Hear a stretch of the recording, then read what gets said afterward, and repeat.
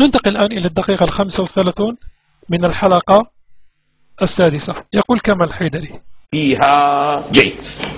هذا من الذين قالوا هذا الكلام. ومن الذين أثبتوا أنها من العقائد الشيخ عبد العزيز ابن باز، وهذه العبارة لعلنا قرأناها في كتاب اللطيف، أن هذا الكتاب اسمه، التفتوا إلى الاسم، عقيدة أهل السنة والأثر في المهدي المنتظر. واضح على العنوان أولا أنها عقيدة، وثانيا المهدي موصوف بأنه ماذا؟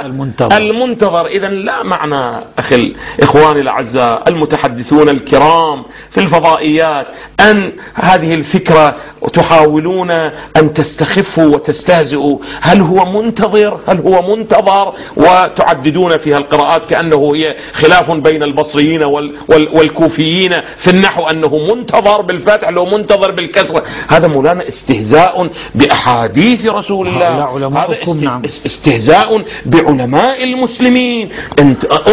انظروا جديد واضح يقول عقيدة أهل السنة والأثر في المهدي ماذا؟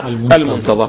في صفحة 7 و8 من هذا الكتاب، وهذا البحث وهذا الكتاب وهذا الكراسة سميه ما شئت، أهميته لأنه واحدا من أعلام مدرسة السلفية الحديثة، قال أن كل ما جاء فيه حق وصواب. هذه قرأناها العبارات فيما سبق ولا أحتاج أن أذكر المشاهد الكريم. قال إن الحق والصواب هو ما أبداه فضيلته في هذه المحاضرة. وعندما أقول طبعا هنا لا بأس أن الرد على هذا الكلام من وجهين. الوجه الأول أن كمال الحيدري أوهم الناس عن قصد أو عن غير قصد أن كتاب عقيدة أهل السنة والأثر في المهدي المنتظر للشيخ عبد العزيز بن باز رحمه الله تعالى، حيث ترك الأمر مبهم ولم يذكر أن الكتاب للشيخ عبد المحسن بن حمد العباد وليس للشيخ بن باز رحمه الله، وإنما الشيخ بن باز رحمه الله علق فقط على الكتاب وكانت محاضرة. الوجه الثاني أن كمال الحيدري كعادته باتر كلام الشيخ بن باز رحمه الله تعالى.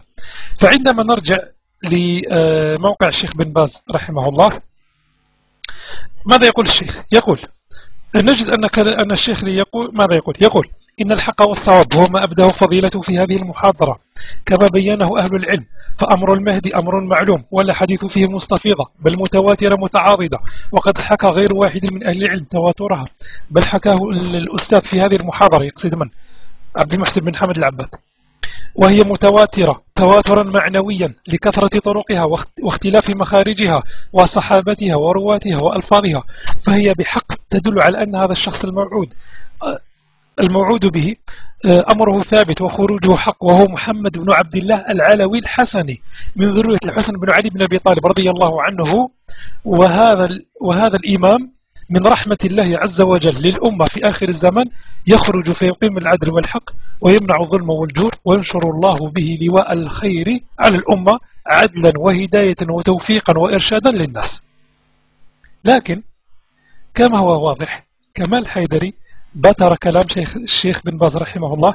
فالشيخ قال أن المهدي من ذرية الحسن وأن اسمه محمد بن عبد الله، وهذا ما يخالف عقيدة الاثنى عشرية، ذلك أن مهديهم من ذرية الحسين واسمه محمد بن الحسن.